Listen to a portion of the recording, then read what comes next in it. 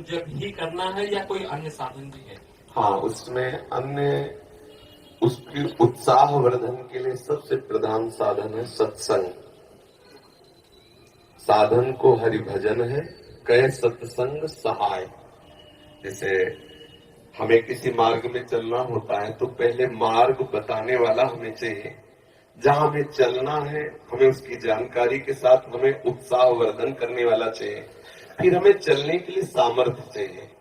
सत्संग हमें उत्साह वर्धन कराता है।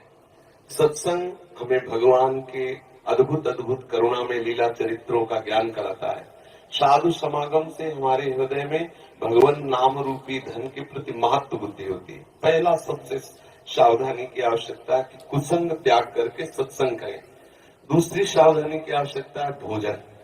अगर आप यहाँ सत्संग के और गंदे विचार वालों का संग किया, अभिमानी जनों का संग किया, तो इसका रंग नहीं चढ़ेगा, क्योंकि बहुत जन्मों से हम उसी कुसंग में पड़े रहे। अगर कुसंग ना होता तो हमारे हृदय में भगवत प्रीति उदय हो गई होती। ये पहचान है, कुसंग की पहचान है। नाना प्रकार की दुर्वासनाएं, शरीर भोग आदि के लिए हमारे हृदय में लालसा होना, वो है। इसका मतलब बहुत समय से कुसंग होता रहा है। अब कुसंग के संस्कार अधिक होने के कारण सत्संग के संस्कार जब अंदर जाएंगे तो कुसंग को भगाने की चेष्टा करेंगे, और कहीं कुसंग मिल गया तो कुसंग के संस्कार और पुष्ट हो जाएंगे। एक संसार दुष्ट की संगति, ताहू में तुम पुष्ट कराओ। विनती करो सकल धर्मिंसो, धर्मी हुए जिन नाम धराओ। कर सेवकी करे वैसे संसार में दुष्ट स्वभाव की बढ़ोतरी है, और यदि तुम दुष्ट स्वभाव वाले लोगों से मिलते रहे तो तुम्हारा दुष्ट स्वभाव पुष्ट हो जाएगा। फिर आप दीक्षा लेने के बाद भी प्रेम रस का अनुभव नहीं कर पाएंगे। तो हमारा संग पहले ठीक हो, कुसंग का त्याग करके सत्संग करे। और फिर दूसरी बात, आहार शुद्ध हो। आहार शुद्धि सत्य शुद्धि, अर्थात हमारा आहार शुद्ध हुआ तो हमारा मन शुद्ध हो। ऐसे ग्रामीण भाषा में कहते हैं, जैसा खाओ अन्न वैसा बने मन, जैसा पियो पानी वैसी बने वाणी। ऐसे गांव में भी ऐसे चर्चा होती है। तो हमारा अन्न ठीक होना चाहिए, भोजन ठीक होना चाहिए। सात्विक भोजन भगवान को अर्पित करके, प्रियालाल को अर्पित करके पाया जाए, तो अध्यय किया जाए।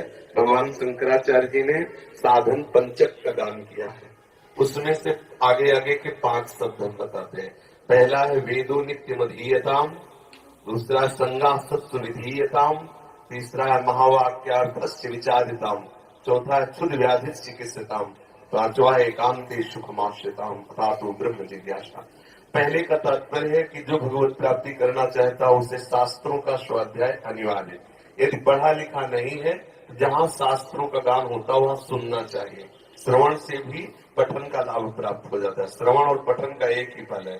सेवक हरिवंश महाप्रभु ने कहा, श्रवण सुनत प्रापक रति राधा पद अम्बुज सुकुमार। यदि हम प्रियालाल की चर्चा सुनते रहे, वाणी सुनते रहे, तो हमें प्रियालाल के चरणों में प्रेम हो जाए। वेदो नित्य मधीयताम, शास्त्रों का हम नित्य स्वाध्याय करें या श्रवण करें।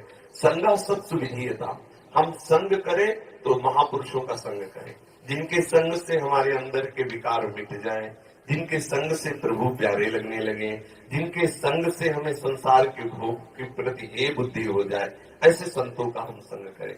और महावाक्यार्थ से विचारिता, जो महापुरुषों ने अनुभव किया है, वो जो वचन बोलते हैं, वैसे यहाँ महावाक्य का तात्पर्य तो अहम ब्रह्मास्मादि से है, लेकिन हम उसको इस रूप में लेते हैं कि जो संत महापुरुषों ने जीवन में अनुभव करके और वो शास्त्रों का सार वाक्य बोलते हैं, विचारिता, वाक्यार्थस्य विचारिताम, हम उनके वाक्यों के अर्थ का विचार करें।